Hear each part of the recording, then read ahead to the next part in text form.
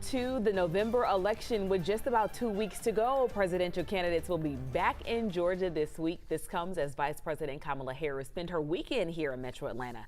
Ariana Manish joining us live from Duluth, where we know former President Trump will make a stop on Wednesday. Ariana, good morning. Good morning, Aisha. Both presidential candidates, they are focusing on battleground states as we are just 15 days away from Election Day. And Georgia is one of those battleground states that's getting much attention from Vice President Kamala Harris and former President Donald Trump. Now, over the weekend, we saw Vice President Kamala Harris spend Saturday and Sunday here in the Metro.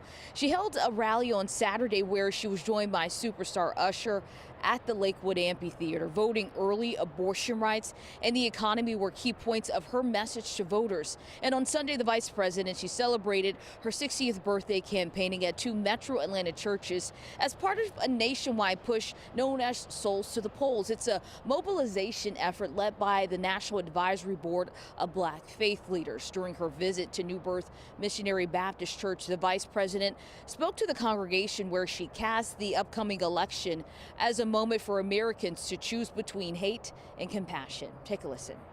What kind of country do we want to live in? A country of chaos, fear, and hate, or a country of freedom, compassion, and justice? We, the people, have the power to answer that question.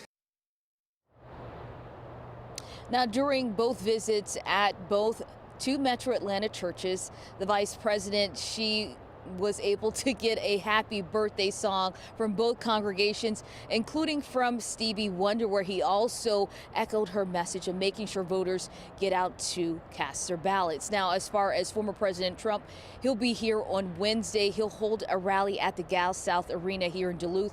And the following day, Vice President Kamala Harris, she'll be back here in the Metro on Thursday, where she'll be joined by former President Barack Obama. Reporting live from Gwinnett County, I'm Ariana Manish for 11 Alive. Back to you. Ariana, thank you. We checked overnight, and so far more than 1.3 million Georgians have voted early. But if you haven't, let's give you some key things to know to make sure your vote counts. Georgia does require voters to have a photo ID at the polls. This could be your driver's license, U.S. passport, or state voter ID card. College students can use their student ID. If you think you need help at the polls, you need to clear that first with your County Board of Registrar's office ahead of time. That's to make sure that assistance will be available for you at your polling location. Don't forget, check out the full 11 Alive voter guide. We break down who's on the ballot, polling locations, and even the wait times at your precinct. Text the word VOTE to 404-885-7600. We'll send that link straight to your phone. Early voting happening now through November 1st. Election Day is November 5th.